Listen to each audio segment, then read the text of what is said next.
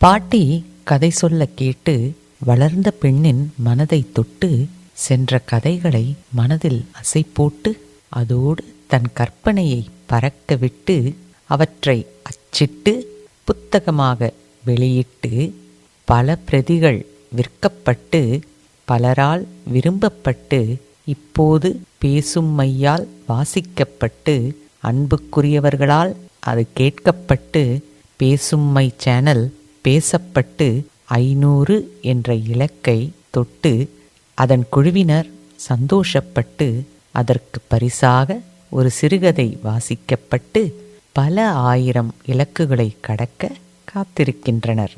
உங்கள் அனைவரின் அன்பிற்கும் ஆதரவுக்கும் விருப்பத்திற்கும் எங்களின் மனமார்ந்த நன்றிகளை தெரிவித்துக் கொள்கிறோம். கதை சொல்லி கற்பனை உலகிற்குள் உங்களை அழைத்துச் செல்ல காத்திருக்கிறோம்.